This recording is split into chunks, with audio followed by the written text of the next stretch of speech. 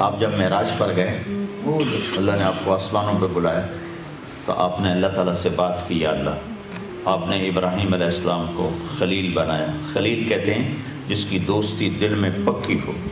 موسیٰ علیہ السلام کو کلیم بنایا۔ کلیم کہتے ہیں کہ اللہ اور موسیٰ آپس میں بات کرتے تھے۔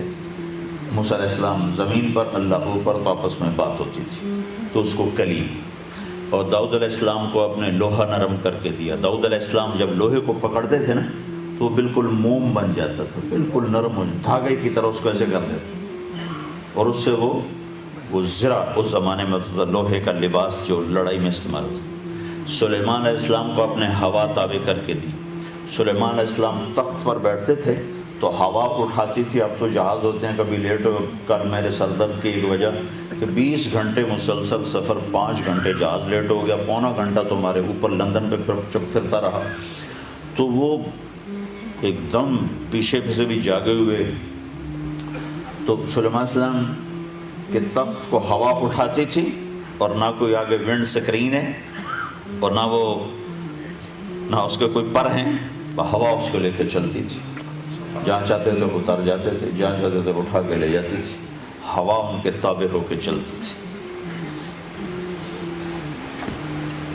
تو اس کی مناسبت سے ایک ایسے واقعہ یاد آ گیا۔ ایک دفعہ مچھروں نے آ کر سلیمان علیہ السلام کی خدمت میں عرض کی، جناب یہ آپ کی ہوا بہت تیز چلتی ہے، ہمیں اڑا دیتی ہے، تو مہربانی کریں ہماری خوراک بھی لینا ہمارا فرض ہے، تو ہوا کو کہیں ذرا نرم چلا کرے، آہستہ چلا کرے۔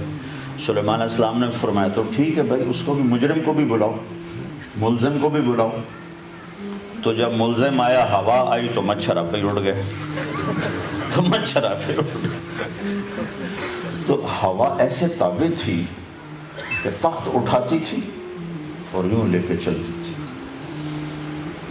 اور پھر آپ نے کہا یا اللہ، آپ نے عیسیٰ علیہ السلام کو مردہ زندہ کر کے دیے۔ عیسیٰ علیہ السلام مرے ہوئے کے کہتے اٹھ جا، تو وہ زندہ ہو کے بیٹھ جاتا تھا۔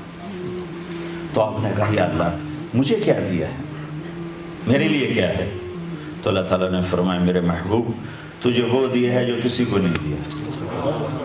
تو آپ نے پوچھا یا اللہ وہ کیا ہے؟ کہ وہ یہ ہے کہ قیامت تک تیرا میرا نام اکٹھا رہے گا، الگ نہیں ہو سکتا۔ لا الہ الا اللہ کے بعد کیا ہے؟ الگ نہیں ہو سکتا۔ اب کی زندگی کیسے گزارنی ہے؟ تو اس کے لیے ہے محمد الرسول اللہ صلی اللہ علیہ وسلم۔ آپ کی پوری زندگی کھلی کتاب کی طرح ہمارے سامنے موجود ہے۔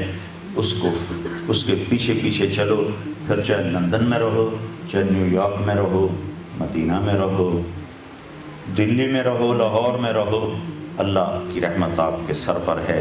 لیکن اگر میرے حبیب کی زندگی سے بغاوت ہو گئی تو مکے میں رہنا بھی نجات نہ دلا سکے، اور مدینے میں رہنا بھی نجات نہ دلا سکے۔